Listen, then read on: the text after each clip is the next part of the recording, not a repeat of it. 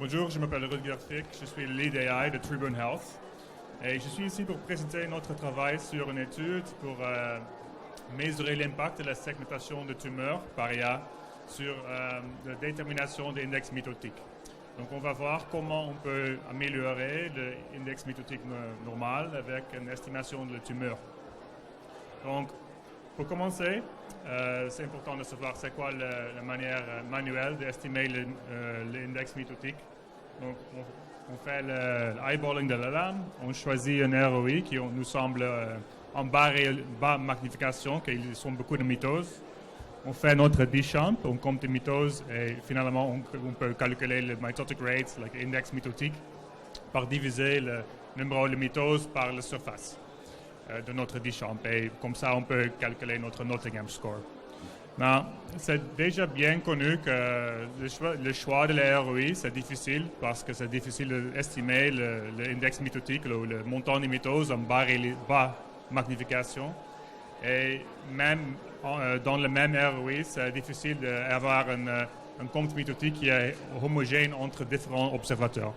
Donc, dernière année, on a déjà présenté une manière dans laquelle on utilise une manière IA pour calculer tous les mitoses dans toute la lame et sélectionner un ROI comme ça. Et ça sera notre point de départ de cet discours. Donc, juste pour montrer ça, donc l'approche IA, c'est juste on fait l'analyse de toute la lame, on trouve toutes les mitoses et on sélectionne les ROI avec une taille qu'on veut et on peut calculer notre index mitotique comme ça. Donc, donc ça marche et on a montré que ça aide pour trouver un meilleur choix de ROI. Mais il y a encore un problème et je vais montrer ça dans la prochaine slide. Donc ici, on a deux ROI choisis de deux différentes lames.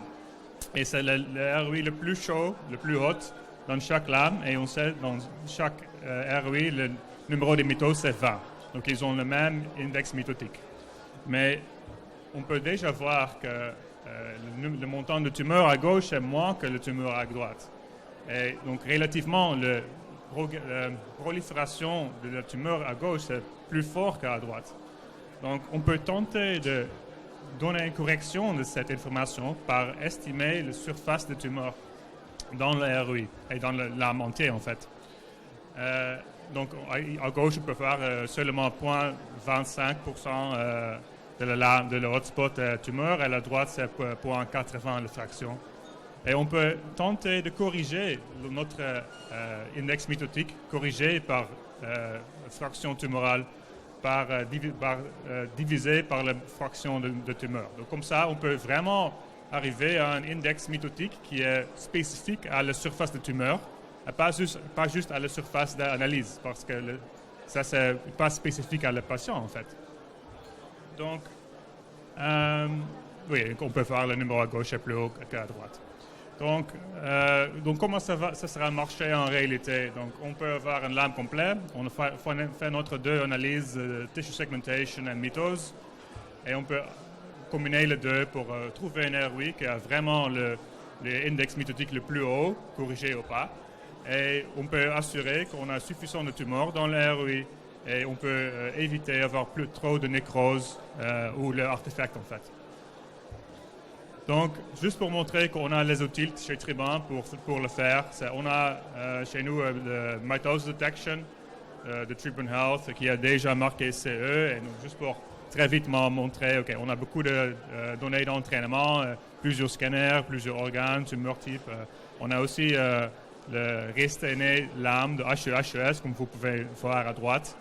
Donc, on a exactement la même lame annotée pour les mitoses avec un son de safran. Et dans un test set externe, on peut pouvoir montrer que notre score F1 c'est 0,8, qui est très haut. Et notre corrélation estimée d'index mitotique dans le ROI, c'est 0,97, qui est par rapport à l'index mitotique de pathologiste. En même temps, on a aussi un algorithme de tissue segmentation qui marche à x10, qui segmente le tumeur, nécrose, mucine, lymphocytes, stroma en même temps, et peut éviter l'artefact, ces zones autofocus, Et aussi, ici, on a le training data de plusieurs scanners, organes et HES. Donc, c'est juste comme ça. Donc, les deux ingrédients ensemble, on peut faire une petite étude sur une grande base de données parce que moi, j'étais intéressé comment un index mitotique corrigé, c'est quoi vraiment l'impact sur une vraie base de données grande taille.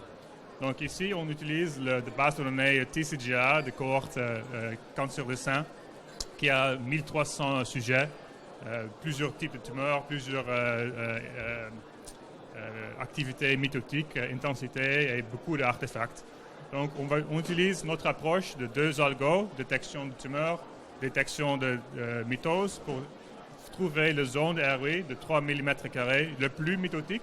Et dans chaque zone, on aussi estime c'est quoi la fraction de tumeur dans cette zone. Donc, juste quand on voit le résultat de cette étude, on peut voir dans le histogramme en haut que sur les 1300 hotspots qu'on a trouvés pour chaque lame, ce n'est pas vraiment la zone le plus mitotique, c'est la zone le plus grand pourcentage de tumeurs. Parce que moi, j'ai fait l'idée, OK, la zone plus mitotique, ça doit avoir un grand montant de tumeurs dedans. Mais ce n'est pas vraiment le cas, parce que la distribution est plutôt flat. Donc ça veut dire que quand on trouve une zone plus mitotique, ça ne veut pas vraiment dire que c'est au moins 50% de tumeurs dedans. Donc, à la même temps, quand on regarde le plot en bas, avec l'axe horizontal, on montre pour chaque point qui représente un ROI d'une lame, on montre l'index mitotique pour une lame et l'axe vertical, on montre la fraction de tumeur pour cette ROI. Qu'il y a en fait une biaise pour l'index mitotique pour le montant de tumeur dedans. Donc, et ça, c'est un peu un problème parce que ça veut dire que quand par hasard, on a un ROI qui n'a pas beaucoup de tumeurs dedans, ça ne peut jamais arriver à un Nottingham score de 3 ou 2. Et ça n'est pas spécialement parce que le tumeur il est moins agressif, mais parce qu'il est juste dans cette zone, il n'y a pas beaucoup de tumeurs dedans. Donc, on peut tenter de corriger ça par diviser le mitotic rate par la fraction de tumeurs dans cette ROI. Et on fait le même avec le seuil de Nottingham. Donc la ligne avant qui était droite pour le noir et rouge, maintenant c'est une curve qui va comme ça. On peut voir très facilement que le seuil de Nottingham, ils sont aussi biaisés pour le tumor fraction. Parce que quand on a dans le index mitotique corrigé exactement le même index, mais juste par hasard, on a, donc ça veut dire la même agression de tumeur, mais par hasard, notre ROI, il a une différente fraction de tumeur, on peut voir qu'il y a une différente classe de Nottingham. Mais ça, ce n'est pas nécessairement ce qu'on veut mesurer, je pense. Donc, il faut voir, donc pour poursuivre une métrique adaptée comme ça, c'est nécessaire de penser à une nouvelle manière d'un seuil pour le vrai index mitotique spécifique à la tumeur, qui n'existe maintenant pas. C'est plutôt proche à l'Ki 67. En fait.